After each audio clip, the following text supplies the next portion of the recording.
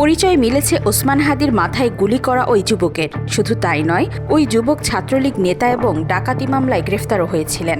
তখন তার জামিনের ব্যবস্থা করেছিলেন বিএনপির নেতা অ্যাডভোকেট কায়সার কামাল এবং অ্যাডভোকেট মাহফুজুর রহমান। এই তথ্য সামনে আসায় তৈরি হয়েছে নতুন চাঞ্চল্য। দেশের রাজনীতির মোড় ঘুরিয়ে দিয়েছে ওসমান হাদির উপর আক্রমণের ঘটনা। এরপর দ্য ডিসেন্টের অনুসন্ধানে বেরিয়ে এসেছে বিস্ফোরক সব তথ্য। তাদের অনুসন্ধানে উঠে এসেছে ওসমান হাদির ওপর গুলিবর্ষণকারী সাবেক ছাত্রলীগ নেতা ফয়সাল করিম মাসুদ 2024 সালের 8 নভেম্বর ডাকাতির সময় অস্ত্রসহ গ্রেফতার হলে তার বিরুদ্ধে অস্ত্র আইনে মামলা হয়।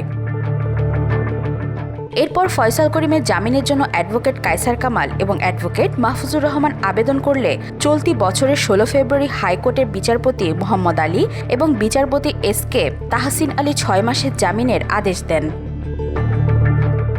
12 আগস্ট জামিনের সময়সীমা বৃদ্ধির জন্য পুনরায় আবেদন করলে নতুন করে 1 বছরের জামিন মঞ্জুর করে বিচারপতি মোহাম্মদ আলী এবং বিচারপতি ইউসুফ আবদুল্লাহ সুমনের বেঞ্চ।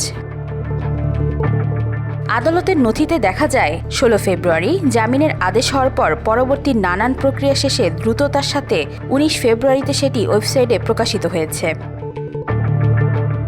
এই ঘটনার পর সামাজিক মাধ্যমে তীব্র প্রতিক্রিয়া সৃষ্টি হয়েছে। বিএনপির আইন বিষয়ক সম্পাদক ও আগামী নির্বাচনে ধানের শীষের প্রার্থী হতে ইচ্ছা পোষণ করা অ্যাডভোকেট কায়সার কামাল কিভাবে চিহ্নিত ছাত্রলীগ নেতা আইনজীবী নিযুক্ত হলেন তা নিয়ে উঠছে নানান প্রশ্ন।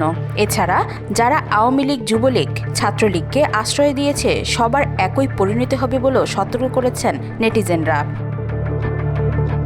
ওয়াহিদা পারভিন, আজকাল।